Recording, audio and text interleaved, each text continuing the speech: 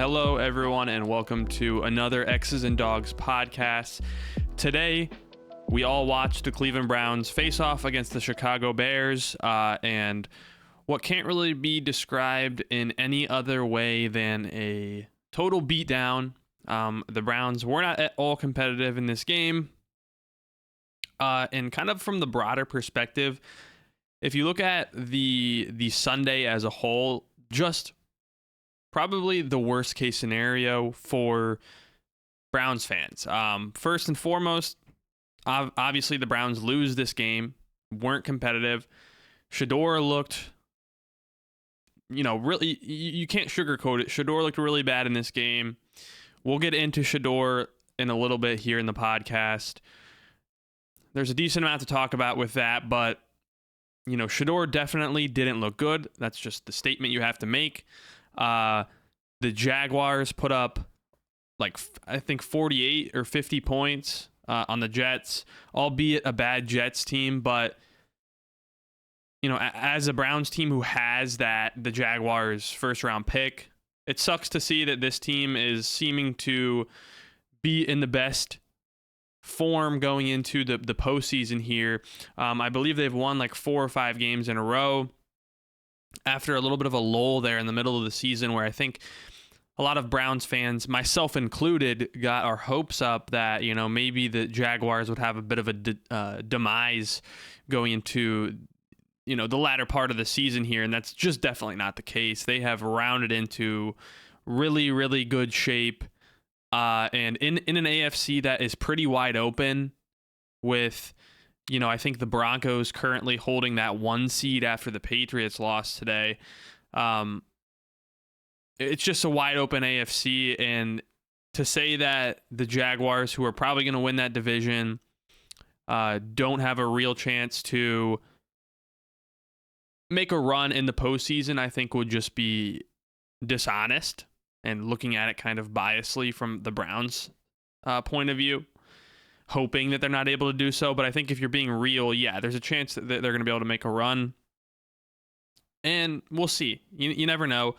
That sucks. I think kind of the range of potential outcomes, pertaining to the Jaguars this season, I think we've kind of landed on the worst case scenario with their results, and the way they've been able to win a lot of games this year, and really just turn it around in a pretty remarkable fashion in comparison to where they were at last season at this time.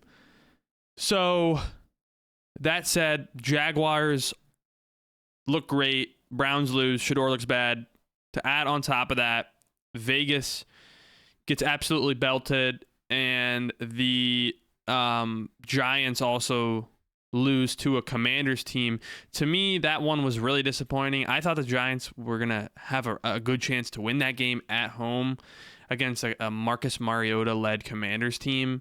And then they let them hang 28 points on them and just made some ridiculous mistakes in that game. Just, it's safe to say that the Giants also don't have the most interest in winning, similarly to the Browns. And you get yourself in these situations in the back half of the season where you're not very competitive, and you start to rely on other teams to win games who don't have any interest in winning games, just like you don't. And it gets really weird. I'm sure one of these teams between us, the Raiders, and the Giants, who I believe hold the top 3 picks there. No, the Titans, I'm sorry, too, are in there as well. A couple of those teams are probably going to get a win here, and that's going to be the difference in the last few games. The Titans are playing as we speak. I'm sure they're not going to win because I believe they're playing San Francisco today. Let me double check that. But I think the Titans are playing San Francisco. At 4:25. So they're probably not going to win that one. At least I'd be very surprised if they do go into San Francisco and beat the 49ers. So we're probably looking at still being in that 4th overall pick spot going into next week. Now, I think the Titans and the Saints still play each other, and then the Raiders play somebody too who they could potentially beat. So there's just some games that are going to be really important to the closing of the season here as it pertains to the draft order. And we'll just have to wait and see what happens as Browns fans. Can't really do too much about that. And all we can really do is focus on evaluating the young guys we have on the team here, which I'll get into today. Whenever we look at this Bears game, obviously final score 31-3 was never really competitive, apart from the first, I think it was a 3-and-out right off the bat that our defense, held the Bears to. Apart from that, like from that moment forward, it was never really competitive. Our offense was never able to move the ball consistently, and our defense just didn't play well today. Like our defense gave up. Let me check. I'm sure pretty efficient running stats for the Bears. They had 142 total rush yards. The Bears did. I can't find the 5.6 yards a play for the Bears overall offensively. Yeah, they were just able to move the ball well against this Browns defense. And I think we've reached that point in the season with this Browns defense where they've probably just lost some motivation, lost some of that will to go out there and grind out these games that they've had to do so many times this season, and just the amount of reliance this team has had on them, I think has definitely taken a toll. And yeah, whenever you're relying on your defense that often, there's going to be games like today where they're just not able to come up big for you. And before we get into the offense, I want to start by kind of breaking down the defense a little bit more, because the only positive from today's game is a guy on the defense, Myles Garrett. He gets another 1.5 sacks in this one. I thought he definitely could have been awarded the full sack on that, that second one, but then they downgraded it to the half sack. So he still is 1.5 sacks away from breaking the record. He's sitting at 21.5 sacks right now. So yep, he needs 1.5 more. 3 games to do it. Hopefully he's able to do it in one of these next 2 home games we have coming up, because I think that'd be really cool. I always said it would be neat to have it in the Steelers game, but if he gets it done before then, no problems on my end. But I do think it would be cool to get it done prior to the 17th game, just to avoid all of that kind of controversy around having that extra game, in comparison to, the guys in the past who have only had 16 games. If he's able to do it in 15, then that just kind of shuts that whole conversation down. And I think that would be great for him. It really is one of the only positive stories that this Browns team has, not only today, but looking forward in the season as well. And yeah, I think it was a great step, and it's just honestly super impressive for Myles to even get 1.5 sacks today. And this is kind of a common theme with the whole entire season. Like, there's been so many games like this where we're down by 14, 17, 21 points, into the second half. And it really just takes away the entire ability for Myles Garrett to have chances to, really get sacks. Because the opposing offense is able to play really conservative football, just keep the ball away from Myles Garrett, just do whatever they have to do to avoid Myles, that Myles disruptive play that could change the way the game goes. And that's what teams have done all year to this team. And Myles has still been able to go out there and put up 21.5 sacks through 14 games. And it's just incredible every week. He's showing why he is the best pass rusher in the current NFL. I think easily a top 5 pass rusher of all time. I'd argue top 3 probably will end up being the best of all time. And there'll be a whole conversation at the end of his career about how many sacks did he leave on the table being on the Browns team that he was on. But I think at this point in time, we can all just take some moments to appreciate Myles Garrett and appreciate the fact that he's still on the football team and that we didn't trade him this offseason, because to me, 3 first-round picks is not worth trading the guy who is the best player in modern-day franchise history and you know, the true face of the franchise, albeit we don't win a lot of games, but you know what that trade to Myles what that trade of Myles Garrett could have resulted in, I think is very, very harmful. And I think we should all be thankful that he's still playing for the football team we get to watch on every Sunday. So yeah, just definitely wanted to show Myles love in a terrible, embarrassing football game today played by the Browns. He was the one bright spot. Apart from Myles, though, defensively, this is the 3rd straight, game where I thought they've looked just worn down, injured, slow. They don't have that extra push that they had earlier in the year. Like specifically in the run game, they're just getting moved around, not getting, not touching the opposing running backs in the backfield pretty much ever, allowing them to get 3-4 yards before they get even contacted. The defensive tackles are starting to just get pushed around. I thought this was a below average game from both Mason Graham and Schlesinger. Let me double check that Mason Graham even played today. Like that's kind of the way it was. He just didn't see. It seemed like he wasn't even on the field. Yeah, he played today. I wonder if he was on like a snap restriction at all, but the whole defensive line kind of got pushed down the field in the run game today. So, you use this top 5 pick on Mason Graham. We need to see more from him. I think overall, and we'll talk about this in reflection on the season as a whole, it's gonna be an average season for Mason Graham. And to me, that probably won't be enough to say that pick was fully successful whenever you had tackles who are performing well available at that spot, like Membu on the Ahmad Membu on the Jets, playing good football for them, and I just think that could have been very, very helpful for this Browns team to have the offensive tackle. So you kind of have to keep that in mind whenever you take that defensive tackle there. And how many? I think he has like 1 or 2 sacks. It's just not been the most productive guy. We've seen flashes of times where he's blown plays up in the backfield and stuff, but just not enough for that high of a pick.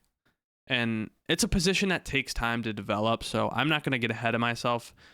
And I don't think anybody should in saying that Mason Graham is a bust and it's a bad pick, but it's fair to say we need to see more from him.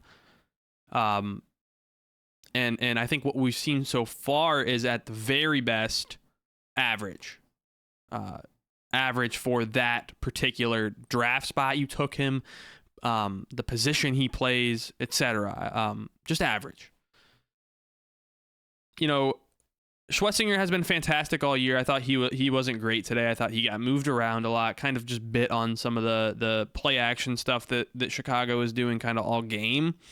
Got kind of caught being a little over aggressive a couple times in the run game stuff, and I think led to some longer runs overall by the Bears.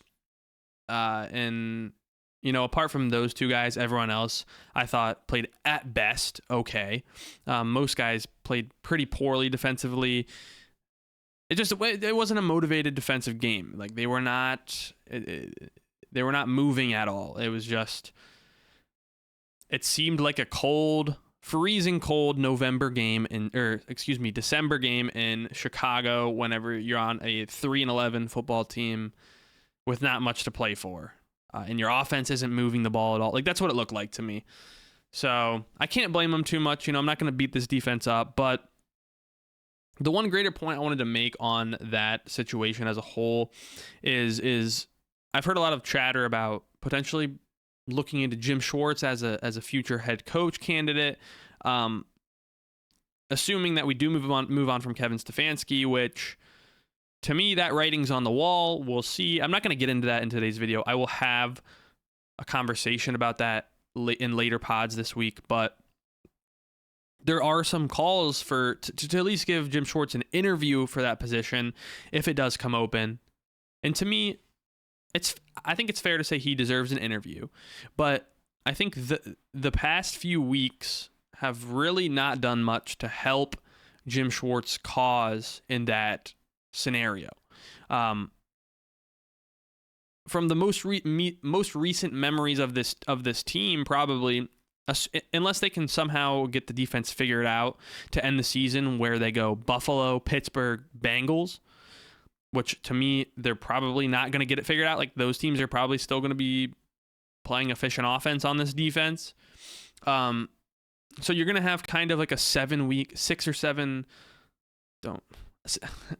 week stretch in the back half of the season here with Jim Schwartz, where the defense was playing not the best football. And I think that'll probably be enough to take him out of consideration in my mind for the head coaching spot. I am fully on board for bringing Jim Schwartz back as the defensive coordinator, but he just hasn't been successful as a head coach in the league. He's had some time to show that at other teams, and I think that moving into a head coach with either established times of success, like there's probably also going to be some negatives with those guys that have had success, like for example Mike McCarthy. Clearly some negatives with guys like that, but I would rather go in that direction or just a fresh, young, bright mind than go to a well-established, well-respected guy in Jim Schwartz that just hasn't really had the success as a head coach, although has had some success as a defensive coordinator, had a lot of success as a defensive coordinator in the league. I just think the head coach position is such a step up from dealing with one side of the ball. And to me, that's probably why I would be really reluctant to seriously consider Jim Schwartz. Although I do think he's a really good defensive coordinator. And like I said, more than happy to keep him on board with the next coaching staff as the defensive coordinator. That's kind of all I have for the defense in this one. Like I said, overall, pretty disappointing from them. I don't think they would be happy with this performance. I'm sure Jim Schwartz is not, happy with how they played today.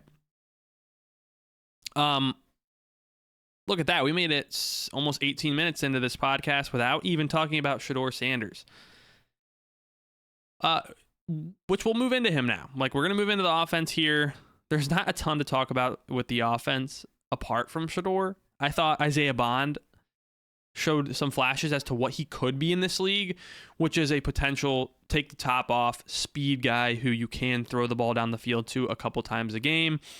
And if he's able to catch the ball, which he's had some drops this year and he's been missed a couple times too, though, if he's able to catch it, he can provide some real benefits in that part of the game. So I thought that was a positive to see, a flash. And other than that, the offensive line is absolutely atrocious, like horrible. This was one of the worst run performances I've seen a team play in the NFL. Judkins had 12 for 21. Once again, for the second straight week, Shedeur Sanders was leading the team in rush yards with 24. I think he had like 25 last week and was leading the team. Horrible game by the offensive line. Just that whole run game. And this kind of wraps back into the Kevin Stefanski talk, which I'll get into later on this week. But Kevin's whole offense is built around running the football, and they have been just so below average, so bad the past couple seasons at running the football that it just takes away this offense's ability to be efficient in any manner whatsoever. And that's not to take any blame off the quarterbacks who have been equally as atrocious during that time frame. But you can have a bad quarterback and have a good run game and at least make the offense look presentable. Maybe it's a personnel thing. That's fair. Like the offensive line, it just doesn't have a lot of great players on it. Besides Judkins, who's had, a few pretty bad weeks in a row here. We're starting to look over in New England and see Travion Henderson putting up some pretty impressive stats against the Bills. I'm not making comparisons to those Ohio State guys, but a lot of people were really quick to say that Judkins is the better back. I think we might just have to take a step back there. He's still fantastic. Judkins is really good, but before him, we didn't really have anybody in the running back room whatsoever. So yes, the personnel is an issue, but you still have to be able to at least be like average, like a good offensive mind would still be able to have an average run game. And I'll honestly just point back to 2023 on the Browns. Whenever we lost Nick Chubb, our offensive line was riddled with injuries all year long, and we were still able to at least run the ball a little effectively. Like Jerome Ford was pretty good. Just like that, to me, you look back at those days and you're like, what went awry with Kevin and his ability to build a run game in this offense? And I think he's just truly lost the touch here in Cleveland. I don't want to go down the Kevin rabbit hole, so I'm going to just stop it there. But the run game was terrible. Offensive line was terrible. Now we talk about Shedeur Sanders. I mean, Shedeur was 18 of 35 in this one for 177 yards and 3 picks. I'll be honest with you, it was worse than that. Like, before that last drive where it was purely trash time stats. Like, a lot of people were talking about the Titans game with all the like potential trash time stats. To me, those are legitimate. Like, he had them in a chance to go to overtime. Shedeur probably had like 50 yards of trash time pass yards and also maybe like 8 completions. So, I mean, realistically in competitive play, he had like 10 or 11 completions, 130 yards and 3 picks. I mean, look, I understand being a Shedeur supporter, wanting the guy to succeed. I'm right there with everyone. Like, I really would love to see Shedeur be a franchise quarterback for the Browns. But first and foremost, I am a Browns fan. And I as someone who talks about the team, I think it's my responsibility to be honest with everybody. When Shedeur plays good and I'm impressed by him, I'll tell you. All week, this past week, I talked about, and I gave praise to Shedeur's performance against the Titans. I thought it showed a ton of guts. Just an impressive performance. This week was the exact opposite. I mean, he was really, really bad in this game. He had 3 picks. There was that one that was a pick 6 that I'm not sure who it was on the Bears, but the guy dropped it. Their cornerback just dropped the ball, pick 6, horrible throw. Was very late to a kind of like a shallow curl route. I think it was Harold Fannin ran. And he was just late to it, threw it. Should have been a pick 6. Bears player dropped it. And, it just wasn't good today. But here's what I want to say. Like, Shedeur's a rookie. Rookies have bad games. It's not fair last week it wasn't fair to say that Shedeur it can be a franchise quarterback after 1 week. This week it's not fair to say that he's a bum after having a bad game in cold weather in Chicago, where the offense around him had a whole bunch of procedural bullshit going on, and also just couldn't run the ball to save their lives for more than 1 yard. So to make any judgments on this week is just on this 1 week for Shedeur is not honest. But you do have to say this was a step in the wrong direction. I've alluded to it throughout the past few weeks. This trial period with Shedeur Sanders is all about seeing what he has, evaluating him not about winning games, but about seeing if he can grow week to week. And I thought we saw some growth over the first 3 weeks up until that Titans game. The 49ers game was what it was. It was average. it wasn't bad. Like, we saw what bad looks like today with Shedeur. And I thought today was a big step back, a big step in the wrong direction for Shedeur. That said, it's important to mention that rookie quarterbacks and quarterbacks in the NFL do not have linear progression. It kind of goes one good game, a bad game, a little better game, then like maybe a down game, then one game that's really good, and it just kind of goes up like that, and then you find more consistency later on in your career. That's almost always how it goes with this. So this was a tough game for Shedeur to play. You're going into a Bears team that absolutely has to win this game. Like, there's no ifs, ands, buts about it. They had to win this football game. You're going to their stadium. That place is rocking because they haven't been good for a while, and they kind of smell blood in the water with their ability to kind of make the playoffs. So the place is rocking. You have a good team, a good coach, a good offensive coach who's going to score points. The defense isn't playing great. You just kind of get into a situation where you're throwing balls to and I thought he did this. Like, he was just dead set on throwing a ball and wasn't going to get moved off of that, was just trying to make a play. And I think you get into that mindset as a rookie in this league whenever you're on a bad team getting blown out like that. Like, it's just hard to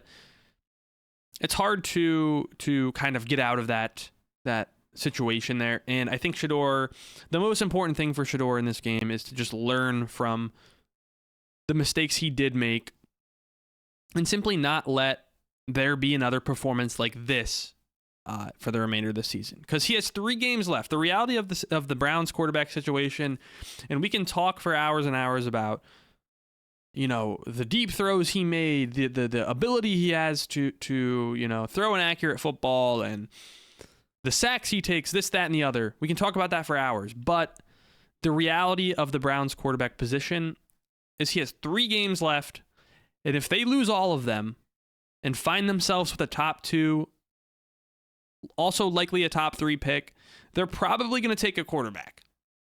That's just the way it is. Fernando Mendoza has turned into a really good quarterback prospect. He's not Caleb Williams. He's not,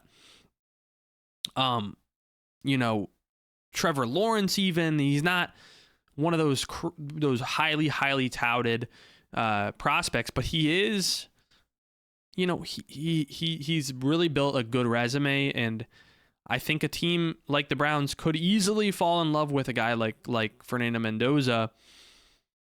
And like I said, if we find ourselves in that position where we have a top 3 pick, I think it's just going to be too unlikely for that the new head coach or new general manager, or even, God forbid, if it's the same general manager and head coach, I think it's just going to be too hard for them to pass up on that. And the most important thing for Shedeur is to not allow another performance like this, because there's 3 games left. If you add another performance like this in there, you're really running out of time, and I think it's just not going to be conclusive enough to the evaluators in the organization that you could potentially be an answer for them. Because the important thing to keep in mind, regardless of how you feel about Shedeur, is that the Browns organization thinks he's a 5th-round pick, and they thought that Dylan Gabriel was better than him. And that plays a role. So it's crucial for Shedeur to bounce back and quickly, like the next game. Play the Bills at home next week. Got to look better in that one. You have to look better if you're Shedeur. It's an important week for him. And we'll see what happens. The most I can say about this was it wasn't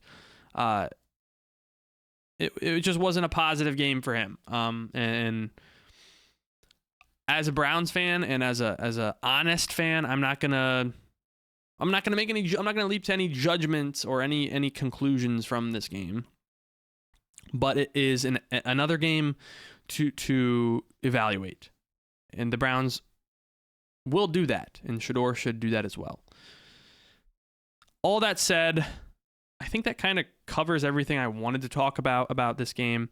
There's not too much to really learn. I think for me, mentally, I've reached the point of the season where it's a countdown till the end of the season.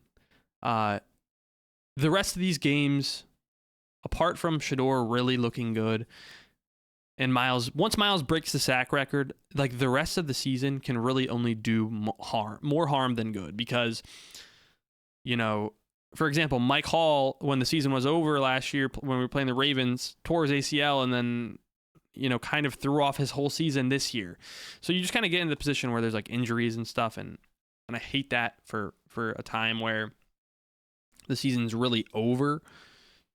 So that said, it really is for me just a countdown to the end of the year now. I'm sure a lot of you guys are in the same situation, but let me know down in the comments. Let me know, what are your guys' takeaway from this one, if you have any? Do you still think Shedeur could be an answer? Are you kind of starting to wane off that idea? And yeah, hopefully we can make it through this season, trying to stay a little bit positive. I think the best way to look at it is every game we are getting closer and closer to having an answer at the quarterback position. Whether that be the answer is Shedeur, or the answer is, we lose the next 3 games and we have a top 3 pick and we love Dante Moore, or we love Fernando Mendoza and we just take him because we're there. We have the pick. So I think it's a countdown to the end of the year, and it's every day we're getting closer to having that answer at the quarterback position, which we all want so much. That said, that's all I have for today's podcast. Thank you guys for tuning in after another disappointing loss. I'll be back a couple times this week with some more podcasts. Next week, heading out to Florida for the holidays, spend some time with family. So I'm not 100% sure what podcasts are going to look like next week, but we'll figure it out. I'll let you guys know. Anyways, enjoy the rest of your evening. Have a great start to your week, and I will see you all very soon. Bye-bye.